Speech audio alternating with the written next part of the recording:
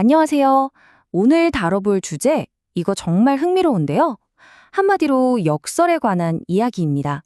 천국 문을 열어줄 수는 없는데 닫을 수는 있는 사람들이 있었다? 대체 이게 무슨 소리일까요? 바로 이 이야기 한번 깊이 파고들어 보시죠. 바로 이 구절, 마태복음에 나오는 아주 강력한 비난인데요. 오늘 우리가 파헤쳐볼 미스터리의 핵심이 바로 여기에 담겨 있습니다. 아니 도대체 어떻게 누가 감히 다른 사람들 앞에서 천국 문을 쾅 닫아버릴 수 있었을까요? 이게 가능한 일인가요?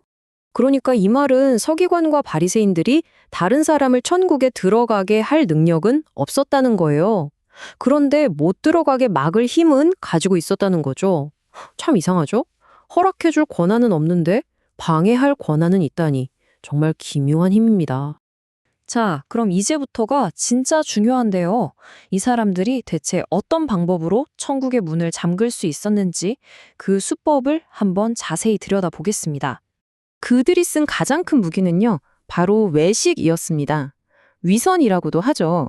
이게 뭐냐면 내면의 진짜 믿음은 쏙 빼놓고 그냥 겉으로 보이는 종교적인 행위나 규칙 지키는 모습에만 집착하는 거예요. 이런 피상적인 신앙을 내세워서 사람들이 진짜 길로 가는 걸 막아버렸던 거죠. 이 표를 보시면 그들이 얼마나 본질을 놓치고 있었는지 한눈에 들어옵니다. 보세요. 하나님은 성전 그 자체를 중요하게 보시는데 이 사람들은 성전을 장식하는 금에 집착했고요.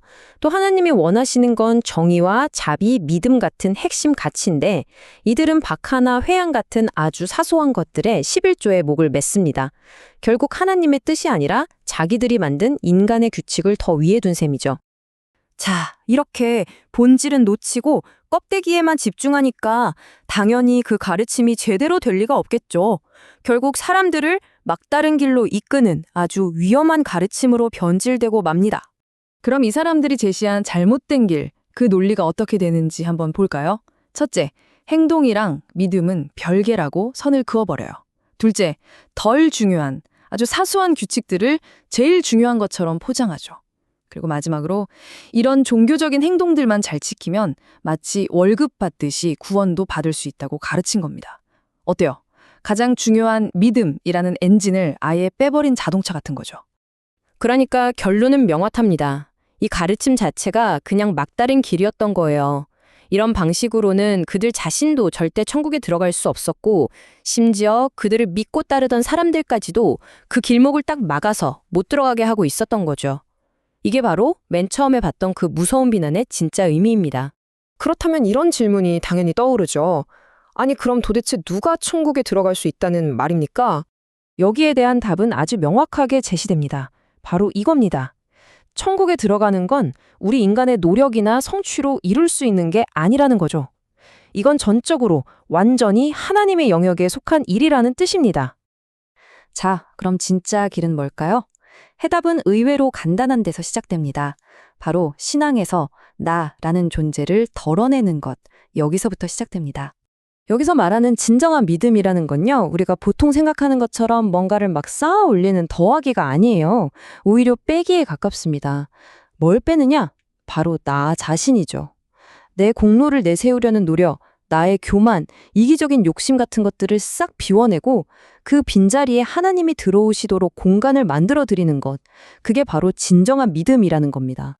이 개념 조금 추상적으로 들릴 수 있는데 이걸 아주 기가 막힌 현대적인 비유로 설명할 수 있습니다. 한번 들어보세요. 오늘날 사람들은 영양실조, 즉 못 먹어서 죽는 경우보다 너무 많이 먹어서 콜레스테롤 같은 걸로 혈관이 꽉 막혀서 죽는 경우가 훨씬 많다고 하죠. 바로 이겁니다. 우리 몸 건강을 되찾으려면 혈관을 막고 있는 나쁜 찌꺼기들을 제거해야 하잖아요. 영적인 건강도 똑같다는 거예요. 우리 안에 있는 장애물들을 치워야 한다는 거죠. 예를 들면 하나님인 척 행세하는 다른 우상들이나 하나님의 이름을 팔아서 내 이익을 챙기려는 마음, 그리고 하나님과의 진짜 관계를 방해하는 모든 것들 말입니다. 이런 것들을 제거해야 한다는 거죠. 자, 오늘 이야기의 마지막입니다. 이 질문을 여러분 각자에게 한번 던져보면서 마무리하고 싶습니다. 여러분의 삶에서 그리고 여러분의 신앙 안에서 진짜 하나님을 만나기 위해 비워내야 할 것은 과연 무엇인가요?